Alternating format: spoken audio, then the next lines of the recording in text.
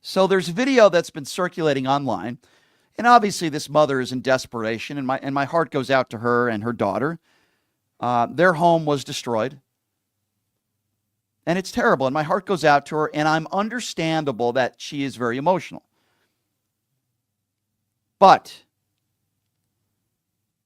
Gavin Newsom is trying to do everything he can at this point. Some might say it's not enough. Okay, fine.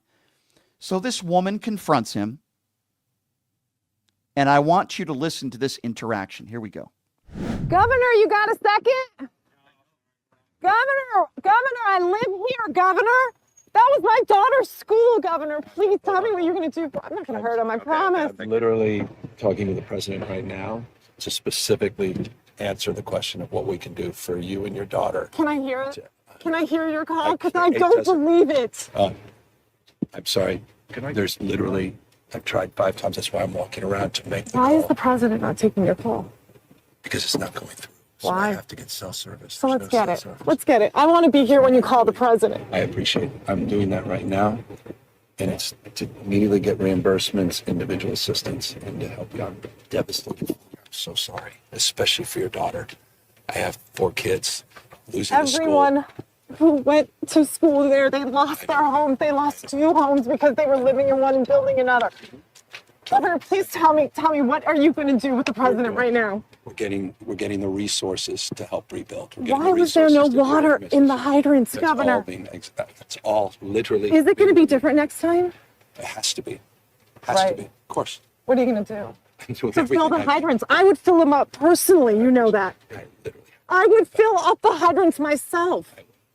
But would you do that? I would do whatever I can. But you're not. I see do you know there's water dripping over there, Governor? There's water coming out there. You can use it. I appreciate it. I'm going to make the call to address everything I can right now, including making sure people I'd are like safe. to make sure you do. Can I have an opportunity to at least tell people you're doing what you're saying you're doing? Could somebody have a contact? Can I have your contact information? Right there. So Gavin Newsom handled that about as well as you could.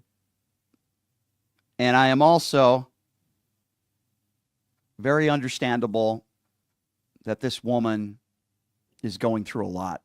And sometimes when you're going through a lot and you're emotional, maybe you don't react or respond in the way that you normally would. I'm very understanding of that.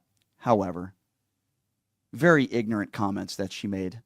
First of all, thousands and thousands and thousands and thousands of people have been displaced.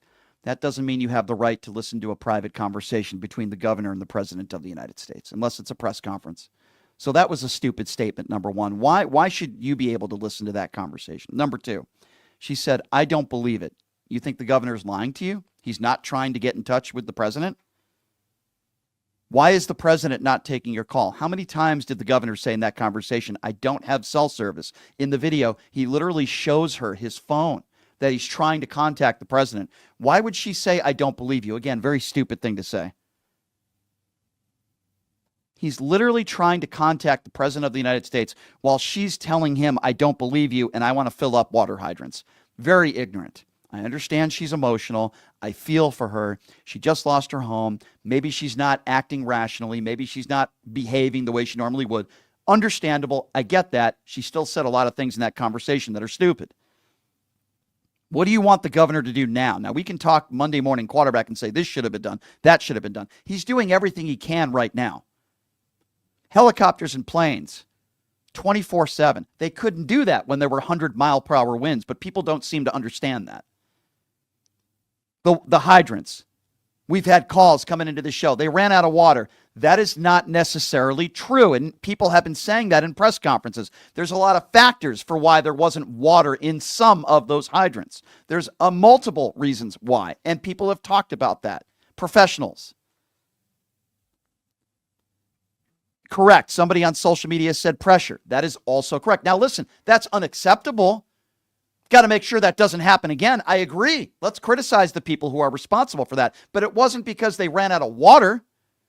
They had enough water 2 feet deep, 2 football fields. It's very difficult. Very difficult. And the conditions have been horrid. They've been terrible. Is it possible that arson might have also played a factor? Certainly possible. Let the investigations run itself, and then we'll make that assessment. But having someone in the street run up to the governor and say, hey, I want to listen to the call between you and the president is stupid. It's not going to happen. And it's a dumb request. Okay. It's a dumb request. Oh, governor, I don't believe you. Fine. Then don't believe him. Get out of the way and let him do his business. Get out of the way, because you're not helping the situation any. Holy smokes. That's what, and I don't know what her political affiliation is. As I said, I feel for her. But that's what these MAGA morons do. All of a sudden, they're weather experts, they're meteorologists, they're transgender experts, they're experts on the psyche of someone who is a homosexual, apparently. They're experts when it comes to firefighting and attacking blazes. They're infectious disease experts. I mean, these people have no credibility.